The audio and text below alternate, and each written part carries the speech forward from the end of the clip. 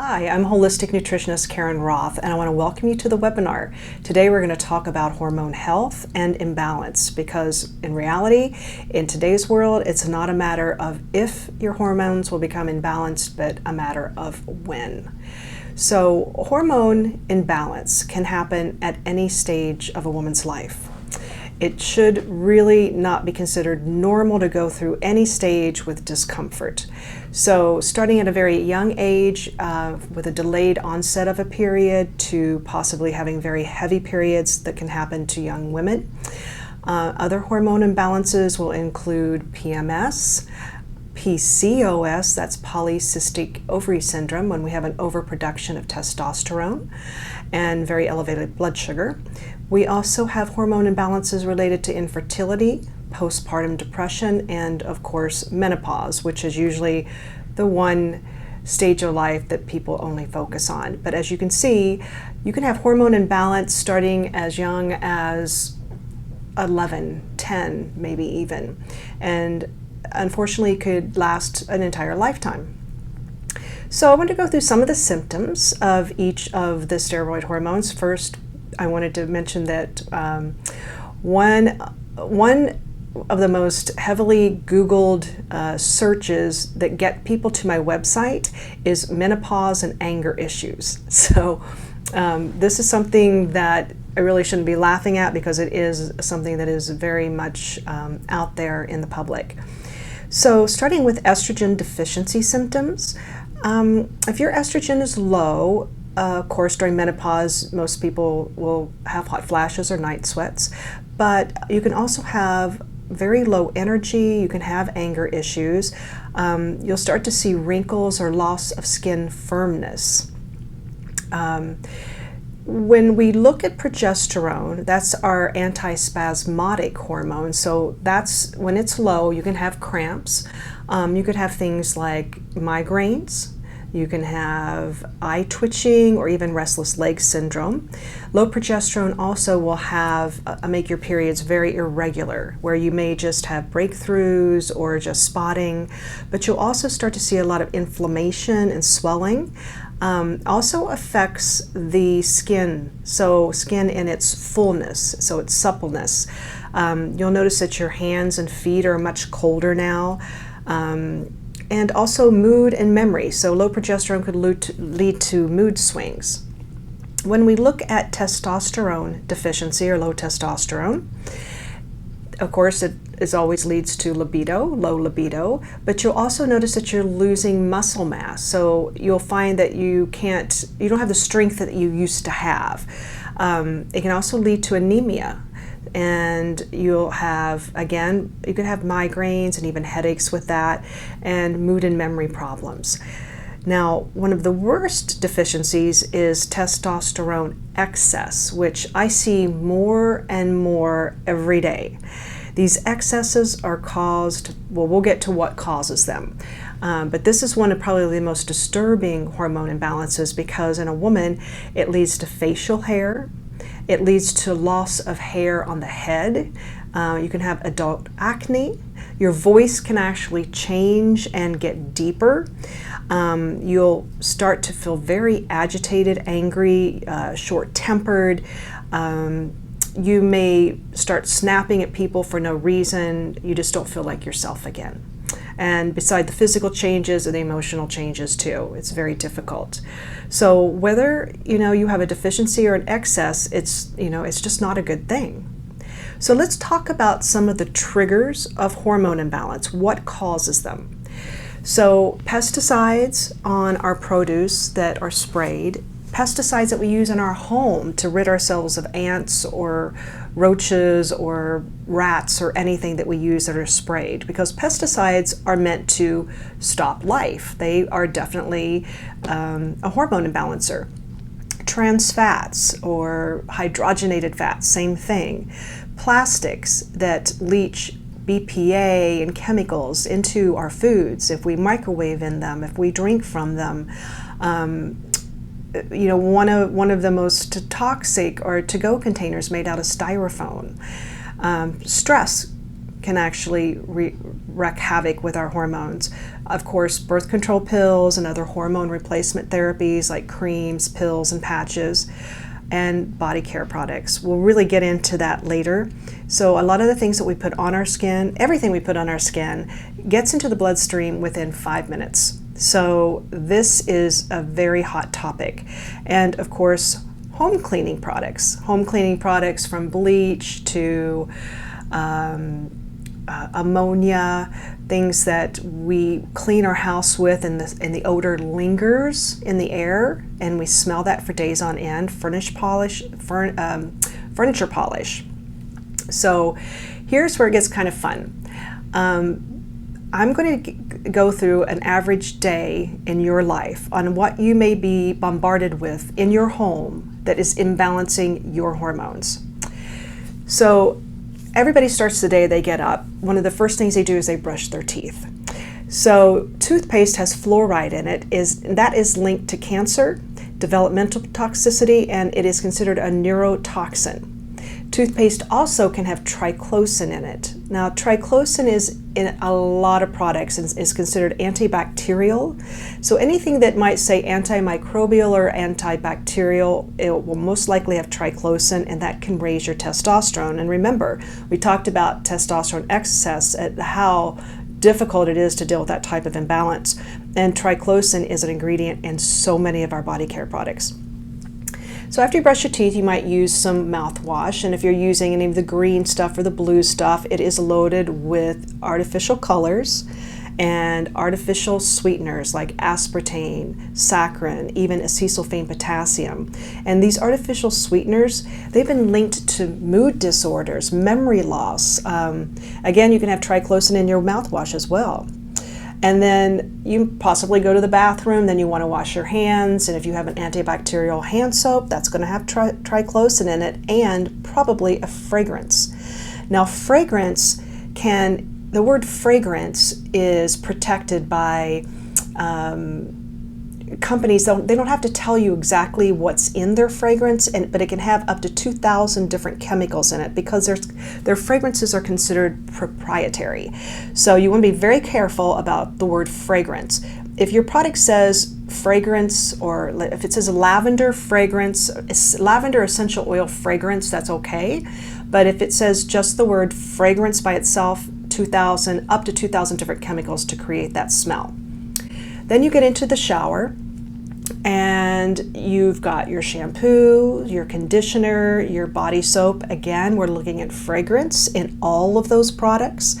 Parabens, particularly in shampoos and conditioners, they are a preservative, but they actually mimic your own estrogen, so they can elevate your estrogen, and they act as a hormone disruptor. And if you use shaving cream, the kind that comes out of a can like foamy, that can have propane in it. Now think about that, propane on your skin. And most shaving creams also have sodium lauryl sulfate in it. And sodium lauryl sulfate is considered, or it is, a registered pesticide. And companies use sodium lauryl sulfate, or SLS. They use it in their studies to prove the efficacy of their products. So let's take, for example, let's just say, company A has a lotion that calms the skin when irritated. What the labs do is they put sodium lauryl sulfate on the skin to irritate it, and then use their lotion to calm it down. So think about this particularly in men's shaving cream. They use the shaving cream on open pores on their face. It's irritating. They then shave it. They shave their face, and then they have to put something on to calm it. So the reality is you do not need propane or sodium lauryl sulfate in any of your products. If you don't have a water filter, you're being exposed to chlorine through the water. And chlorine is even used in your paper products, possibly in your toilet paper. And then what do you do when you get out of the shower? You dry off with a towel. Now, I don't know what you wash your towels in or anything, but probably fragrance also, or triclosan in your laundry soap. But the fabric softener sheets, those are the most difficult, and not the most difficult, I'm sorry, they're the most dangerous ingredient in your house. chemicals after chemicals after chemicals in those fabric softener sheets. If I urge anybody to do anything first, is to get rid of your fabric softener sheets. So now you're out of the shower. First thing most people do is they lather up with some lotion that can contain more parabens and fragrance. You have probably hair care products that have more parabens and fragrance. Your makeup can have, again, parabens, fragrance, even lead has been found in most lipsticks. And then you put on deodorant. And if you're using a regular antiperspirant, you're being exposed to aluminum. And then you probably wash your hands again before you head downstairs or into your kitchen. And then more triclosan you're exposed to yet again. If you are touching up your fingernail polish, you may be if it's not a natural fingernail polish, it's going to contain phthalates that even EPA, the Environmental Protection Agency, considers a probable carcinogen. Phthalates are also found in fragrances, perfumes. And this is very interesting that the average woman has typically 12 products she uses every single day. And if they're the run-of-the-mill products, she's being exposed to almost around 168 different chemicals each day. And she hasn't even left the bathroom yet. Men use approximately 6 ingredients, exposing them to about 85, and it's just as important for men to check out their products as it is for women. Now you get dressed, and if you have an office environment where you have to dress up, most of your clothes are probably being dry cleaned. So you've got chemical residue on your skin from your dry clean clothing. And then most people, they'll pour themselves a cup of coffee to take it to go because they have a long drive. And if the inside of your coffee mug is plastic, it's leaching BPA. That's another chemical. And most people a lot of people are using soy milk, which is an estrogen disruptor by far, hugely. And a lot of people are using Splenda, which is an organochlorine. So organochlorines are a class of chemicals that are in the same family as mustard gas and chloroform. And an interesting story about how Splenda became part of our food system. There were 2 scientists in England. They were working on a new insecticide using this chemical called sucralose. And one said test it, and the other one thought he said taste it. And from there on, they decided that as long as it didn't kill them, that they could probably make a lot of money by making this into a natural sweetener. So if you look at a packet of Splenda, the first 2 ingredients are maltodextrin and dextrose. Those are actually just fancy names for sugar. So that little packet of Splenda is actually 99% sugar and 1% poison, sucralose. So then after you pour your cup of coffee, you might grab a yogurt to take with you to work so you can have a little breakfast, or maybe that's going to be your snack. And if it's not organic, it's going to be made with bovine growth hormones that have come from the cows that have been injected with the bovine growth hormones. You might take an apple with you on the road so you can eat it in the car. If that's not organic, that's one of the heaviest sprayed crops in our country. So you're getting exposed to pesticides, and if it's shiny apple, those pesticides are trapped underneath the wax. So you can see how you can be exposed to so many hormone disruptors, and this you haven't even left your house. Think about that.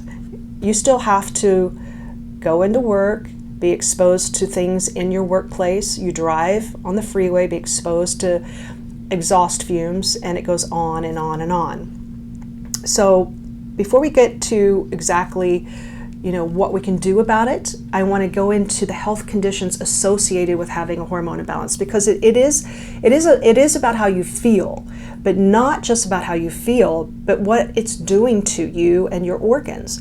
So hormone imbalance can lead to very thin, fragile, dry skin. It can lead to anxiety, osteoporosis. It can affect your brain, so you can have decreased cognitive function, low libido. It can lead to breast cancer, heart disease, even high blood pressure.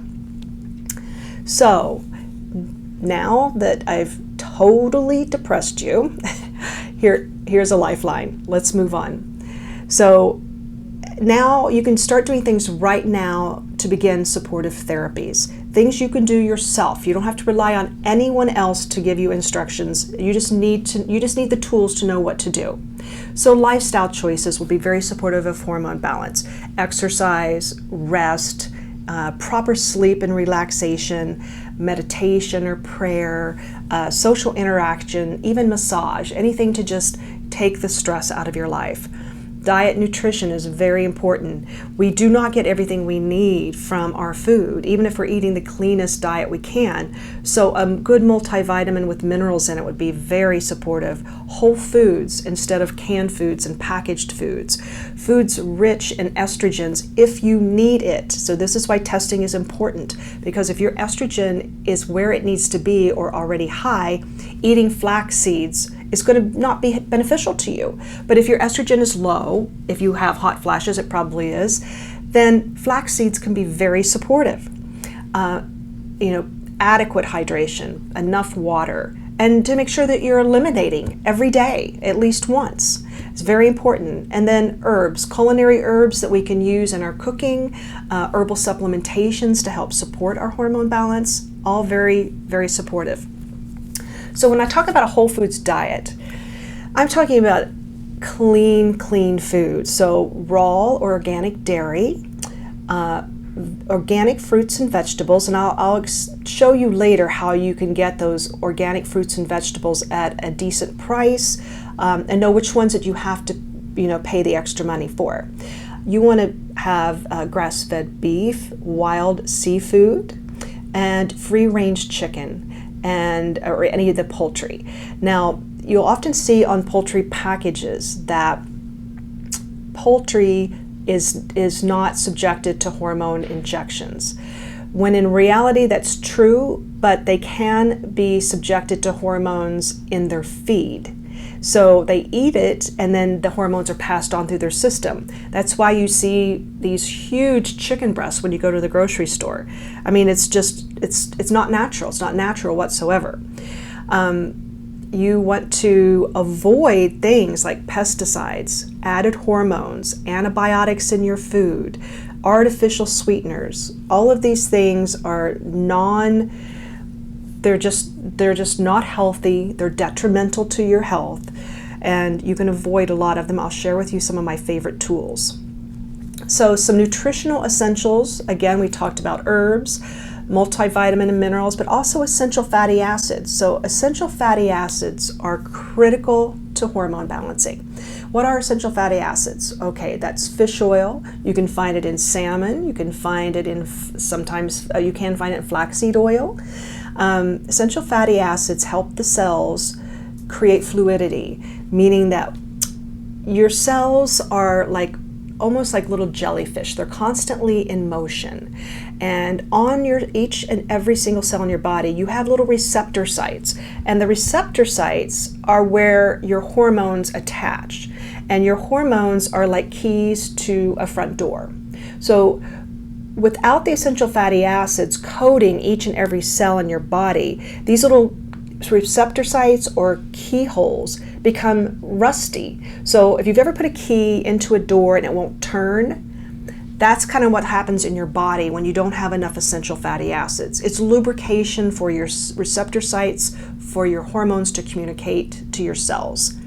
Your hormones are secreted to send messages into your cells, to protect you from osteoporosis, to keep your brain sharp, to reduce the incidence of hot flashes, to protect your bones so you don't develop osteoporosis. And these receptor sites are for every single hormone in our body. So you'll have receptor sites for insulin, for thyroid, and also your steroid hormones. So it's not just about hormone imbalance in women, it's about hormone balance for children and men. This is critical because without enough essential fatty acids, hormones don't work well, your brain doesn't work well, you can have cognitive issues like delayed learning, depression, trouble thinking of the right words like I just did. So very, very critical for essential fatty acids. So I wanted to show you this slide, and these are some things that I want you to look for. In this slide, you'll see RBGH free. That's bovine growth hormone.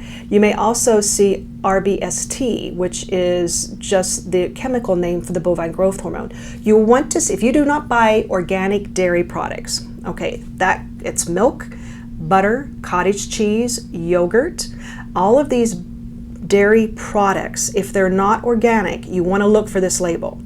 And this label can be very small. It won't always look like this. It may just be a writing at the bottom of the package. But you want to make sure it says RBGH free, or our cows are not treated with BGH. Plastics, very, very critical. We talked about how they can leach into our foods and cause hormone imbalance. This slide right here will show you some of the safest, the ones you want to use with caution, and the ones to avoid. And one of the most toxic plastics that most everyone uses at least once or twice a week, if not some people every single day, is those coffee cup lids that you get when you walk into a coffee shop and get your coffee to go.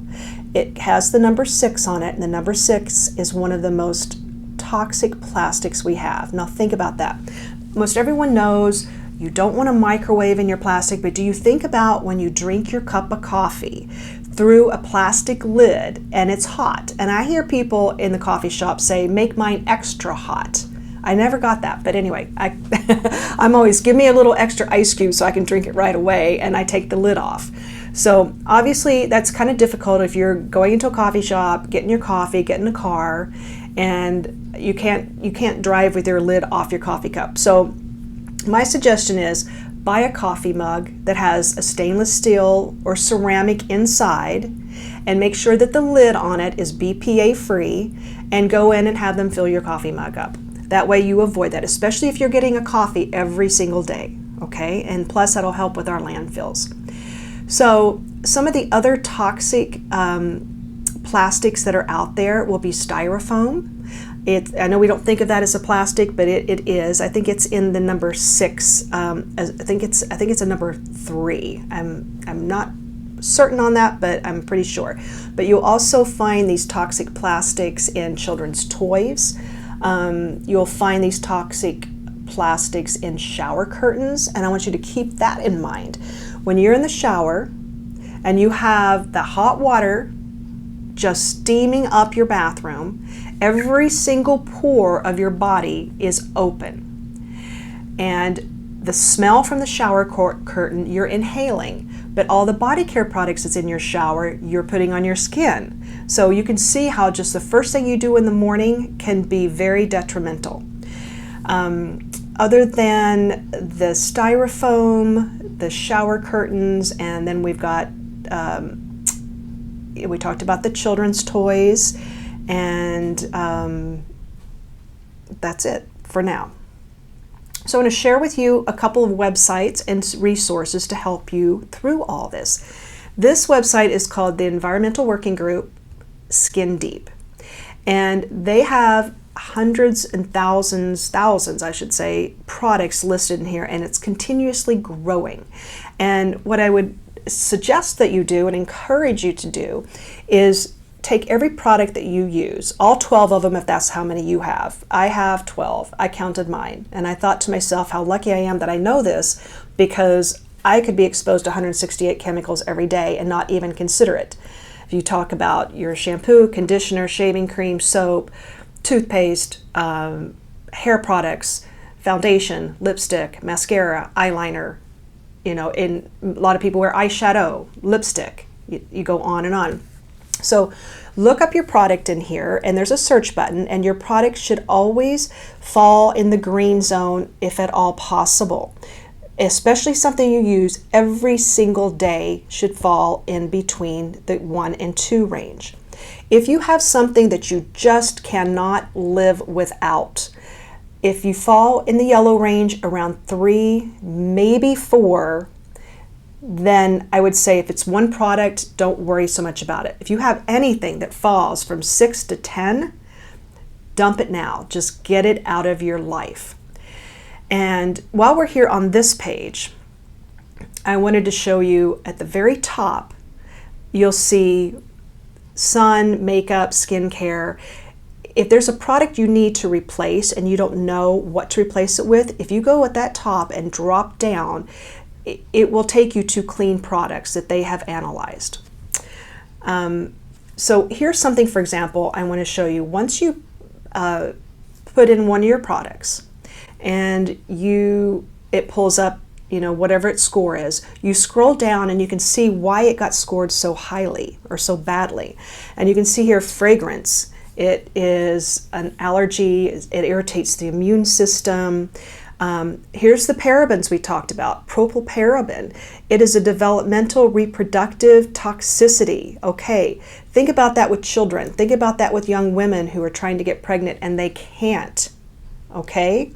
If you're having problems getting pregnant and you are having parabens in your body care products that you're using every single day, step back and take a look at this. Developmental reproductive toxicity. Then look at the second line under propylparaben, endocrine disruption, endocrine hormone disruption. And we're not talking about hormones just with a menopausal woman. We're talking about hormones with children. We're talking about hormones with men, hormones with women of all ages. Endocrine disruption. With men, that can lower their testosterone. That can lead to things like gynecomastia. That's where you have elevated estrogen levels that cause you to have breasts, basically. Elevated estrogen caused by these propylparabens, any of the parabens, can lead to prostate cancer. So this is just not a female issue anymore, and it's just not a menopausal woman issue anymore. It's an entire country with issues with hormones. And so anyway, this is just some of the top line of these products. This next resource I'm going to show you is called foodnews.org, and you can download this as an app on your phone. So you can actually, when you're shopping, pull it up and you'll see the dirty dozen or the dirty 12. These all 12 vegetables and fruits should be purchased organically at all cost, just to reduce your exposure to pesticides. The Clean 15 in the same app, you just go to the food news that I'm showing you right here is where you get it online. So if you don't have a smartphone, you can go online, you can print this and cut it out and carry it in your wallet. But on the app, on your phone app, it will be called EWG Dirty Dozen. And the Clean 15, you don't have to buy organic, and you can save a lot of money by not buying those organic. So as you can see, strawberries and tomatoes, think about things that you eat all the time. Potatoes, peaches. Think about the exposure to multiple pesticides in your produce. Let's say you made yourself a spinach salad and you cut up some bell peppers, maybe put some cherry tomatoes and some sliced cucumbers, and then maybe you had strawberries as a dessert.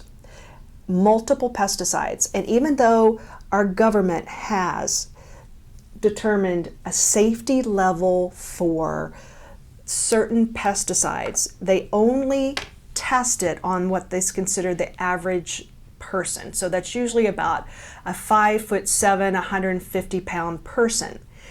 Okay, think about a 3-year-old kid who eats a lot of applesauce, drinks a lot of apple juice, the exposure. Think about, and the other thing they've not tested is what happens when you combine pesticides. So you've got a salad full of pesticides that have never been studied for the safety of when they are combined and put into the human body. So I encourage you, if you can't afford to buy organic, at least use this Dirty Dozen. In the foods that you eat frequently, be very mindful and do not eat these conventional. Make sure, especially if you have children in the house, that their apple juice and their applesauce is all organic, because their little bodies just get overloaded. So now I want to take some questions from the people who are watching this webinar.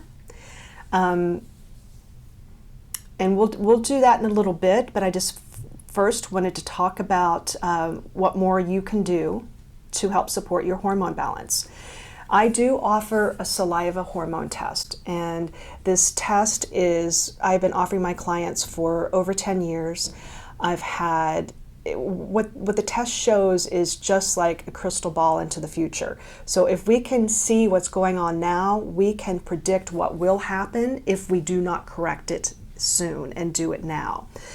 Based on the test, everyone's unique. Everyone's test comes back a little bit different at different levels.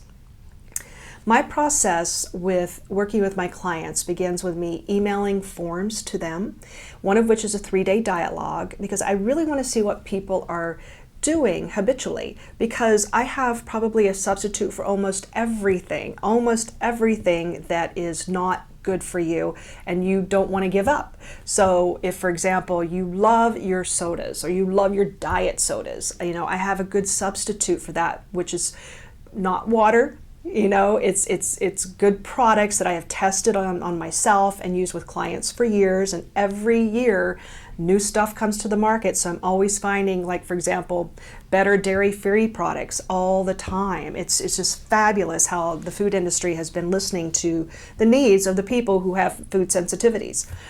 So a part of my forms also include family history and a personal intake. I have my clients return all those to me, so I have plenty of time to review them. I have great software programs where I put your diet logs in, so I have great graphs so I can see where you're deficient in vitamins or minerals or over exceeding them. I also look at what is your ratio to your carbohydrates, to your fats, to your proteins. Are you eating a good combination? If you have recent blood work, say no more than 8 months old, I look at that too, and I look at it in a much different way than you might get from your doctor's office. I look at it with much narrower ranges, so we can see if you're about to become anemic. Remember, we talked about a hormone imbalance that can lead to anemia. So if we see that some of your numbers are inching up or inching down, then we know that, okay, if we don't start with maybe adding really good strong proteins or adding a B complex, you will become anemic eventually.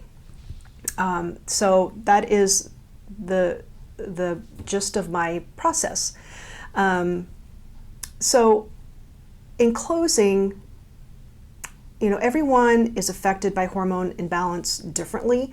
The important thing to know is that for many people, there's a safe path, and assisting your body to balance its hormones naturally is it's very easy to do today. I've literally worked with hundreds of women and men, and in the past 10 years, I've had great success. One of my biggest, one of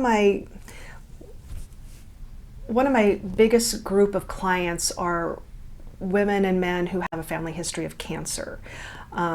They may have had cancer themselves, and hormone therapy and even bioidentical hormone therapy is not an option whatsoever. So what I use with diet and lifestyle and herbal blends will not produce cancer or cause cancer to reoccur. They actually help reduce your risk of cancer.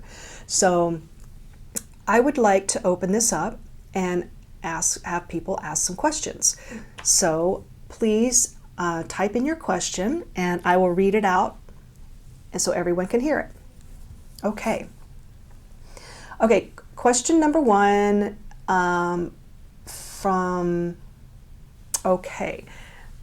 don't have names, that's fine.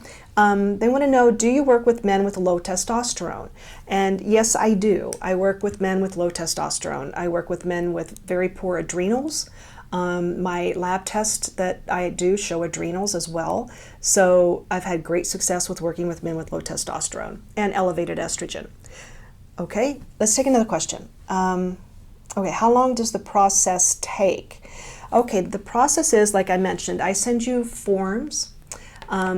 You got to do a 3-day diet log, so that has to come back to me. I mail you the saliva test kit. You do that collection in your home, okay? It's 4 collections all in one day. One in the morning, one before lunch, one before dinner, and one before bedtime. The test usually gets back to me in about 4 to 5 days. The lab turns them around very quickly, and hopefully you'll get your forms back to me very quickly, and that whole process we could probably meet within 7 to 8 days of making our first connection. Once I get the test results back, we set an appointment and we go over the test results. I will have a customized protocol just for you, and you will start the protocol. And the protocol will include, we will have talked about foods, we will have talked about your lab results, we will talk about supplements, we will talk about herbal supplements, and you will go on that protocol however much you want. If you want to start little or you want to go all in for it. And you will be on that protocol for 30 days. Our initial consultation is typically an hour, sometimes an hour and a half. Follow-ups are about a half an hour, and I will have a follow-up with you every month, once a month for 3 months. Typically at the 3-month mark, things are really going very well, and I can give you steps on how to continue your protocol and about weaning. I recommend that we test hormones every year. If you're not getting the results that you want as quickly as you hope, we can speed things up. We may need to meet an extra month. May meet up to six times after your initial consultation. I hope that answers everything. Let me take another question. Okay, somebody's asking, my symptoms are depression, mood swings, and hot flashes. How soon until I see results? Okay, results, like I said, are different for everybody. I've had someone see their sleep improve in the first week. I have seen hot flashes take 3 to 4 months. So it just depends on your lifestyle factors. Let's say, for example, you have hot flashes, but you won't give up smoking. So no amount of herbs and supplements that I can give you will probably help your hot flashes if you continue to smoke. Now, if you are being continuously bombarded with the parabens and the fragrance and the phthalates and all those chemicals that are in your body care products and the pesticides in your food, if you haven't cleaned up that part of your life, you're probably not going to see results very quickly, or if all. There is definitely a combination of things that have to be done. Taking a pill is not going to help everything. If you're having mood swings and those things do not improve, and depression doesn't improve with the hormone balancing, I have another test that I do for amino acids. So we can test your amino acids just to see if you have a problem with your serotonin or your dopamine. That's a whole another discussion. But there's definitely a couple things. Usually it's hormones, but it can be amino acid deficiencies too. Okay, let me take another question. Okay, somebody's asking, what does the saliva test cost and what does it test for? Okay, great question. The saliva test tests for 3 estrogens, estradiol, estriol, and estrone. It tests for progesterone, testosterone, DHEA, and 4 cortisols. And so we'll be looking at AM, afternoon, evening, and nighttime cortisol levels. The saliva kit is $195. And it's very reasonable, in my opinion, for all of that information you get. Very, very reasonable. Okay, somebody's asking about, all this seems so overwhelming, where do I start? I agree, it's very, very overwhelming. Okay, I think where everybody should start is in their shower. If you do one thing and one thing only, whatever you have in your shower should be the cleanest possible thing that you can. If you have to replace your shower curtain so it doesn't have the POVs in it, I think is what they're called. You'll see it when you go into the store. Clean up everything because you're in there totally naked, pores wide open, so clean up what's in your shower, okay? That's the very first thing. Just start there. Okay, let me take another question. Okay, this viewer says, I have PCOS and my doctor said that metformin is the only treatment and that I probably won't be able to have children. I'm not surprised. I'm not surprised at all to hear that. PCOS, for those who don't know, is polycystic ovary syndrome. It's an elevated testosterone. And when testosterone is elevated in the body, it causes blood sugar to rise, which is what metformin is used for. It's meant to lower blood sugar. So if you're on a medication that's lowering your blood sugar, but your testosterone is still high, there's going to be that constant pull. There's always going to be a constant pull. So I definitely have herbs, and I've worked with many people, and many people have talked about it on Yelp, about me helping them with their PCOS. So they've got their testosterone levels down. Their acne starts to go away. Their facial hair starts to clear up. They start to get regular cycles again. And, you know, the reason why the doctor says you probably won't be able to have children is because when you do have elevated testosterone, a lot of women with PCOS can get pregnant, but they often don't follow through with the pregnancy because their progesterone is so low. So there is hope, and I've helped many people, and you can look at it on my Yelp page. If you can't find my Yelp page, then you can email me. I'll give you my contact information at the end, and I'll email you that. Okay, I'm going to take one last question because we do need to wrap up here. Okay, this is a great question. This person said, I'm in the Dallas area. How can we work together if your offices are in San Diego? Okay, you don't have to be in San Diego to work with me. If you have an Apple device, whether it's a computer, an iPhone, an iPad, we can work face-to-face on FaceTime. I have clients here in San Diego who don't come to my office. They will just literally talk to me from their kitchen table, because actually those are the younger people. They don't want to drive anyway. They just want to, you know, get on the phone with me and get on the FaceTime with me and just talk. We can talk on the phone, and we can do Skype too if you have a Skype account. I have clients in Florida. I have clients in West Virginia. I have clients in Texas, Arizona, and I have a client in Oregon. So, you know, I can speak with anybody anywhere. So I'm going to wrap this up and leave you my contact information. And as you can see on the screen right there, you have my email, you have my website, you have my phone number. If I haven't answered any of your questions, and you got a burning question, you can email me right there. You'll see my email, and I look forward to working with some of you. I hope that you have learned something today. Just remember that you do have options. You do have a choice in managing your health, and you don't have to suffer with hormone imbalance, and you don't have to live with the consequences of any health condition you may get from that. So I want to thank you all for joining this webinar, and I look forward to hearing from you.